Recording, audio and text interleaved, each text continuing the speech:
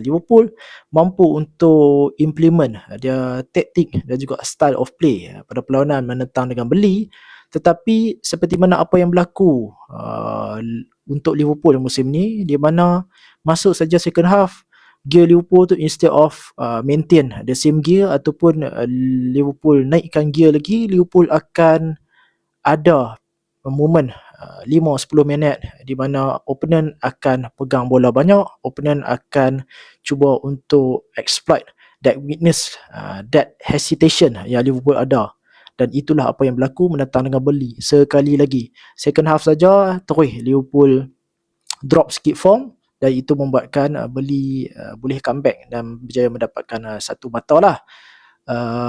Performance pada malam tu aku cakap tadi specifically tentang man of the match yang aku rasakan pada perlawanan tu. Aku tak tahu official siapa, tapi mungkin dia lah kan. Mungkin dia tak ada siapa lagi, iaitu Florian Wirtz.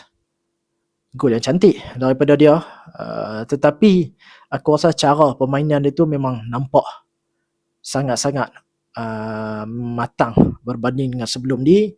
Nampak gaya macam dia dah biasakan badan dia, physical demanding Premier League tu dengan dia punya badan, dan bagiku performance dia tu align dengan apa yang dimahukan oleh striker di depan, iaitu Hugo Ekitike.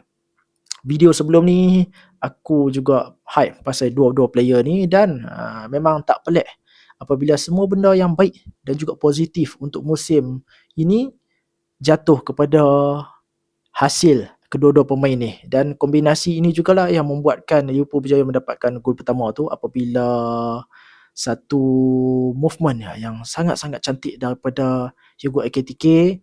Pada awalnya nampak gaya macam dia nak hilang bola, tapi dia berjaya juga dapatkan bola tu, kemudian dia wriggle sampai ke bahagian tepi, berjaya juga passing. Aku tak tahu dia nak shoot ke apa, tapi berjaya juga passing, bola tu melantun, kemudiannya dicapai oleh Curtis Jones, dan Curtis Jones cantik lah apabila dia dalam keadaan dalam box tu ramai orang, dia tenang untuk cari option, kemudiannya pass kepada Wirtz, dan Wirtz final touch dia tu, sentuhan shooting dia tu yang membuatkan keeper memang no chance lah. Aku rasa kalau contohnya bola dia tu cara dia shoot tu slow, probably keeper mungkin boleh save lah, tetapi dalam jarak macam tu dengan shooting power yang dia buat tu, itu membuatkan Burnley tak ada chance langsung. Keeper Burnley Dubravka ke memang tak sempat langsung nak reling, dan somehow tiba-tiba bola tu dah pun berada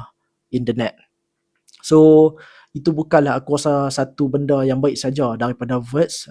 Cara permainan dia yang kita tahu di mana dia ni ialah satu player yang dia always akan ikut bola, dan permainan tu akan bermula daripada dia. Dan itulah apa yang kita boleh buat. Kita boleh tengok daripada heat map dia, di mana dia kadang-kadang apabila Liverpool banyak centered, banyak duduk dekat bahagian kanan, dia akan juga overload di bahagian situ, dan dia akan cuba untuk cari numerical advantage lah, kelebihan nombor di bahagian kanan.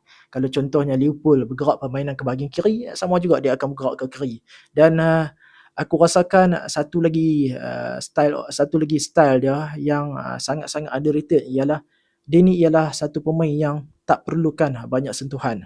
Sentuhan dia tu ialah sentuhan yang cukup optimum. Maksudnya kalau kata perlu satu sentuhan, dia buat satu sentuhan je, kemudiannya dia banyak menggunakan basic pass and move lah. Dia pass, kemudian dia bergerak dan memberikan option yang lebih kepada player Liverpool lah.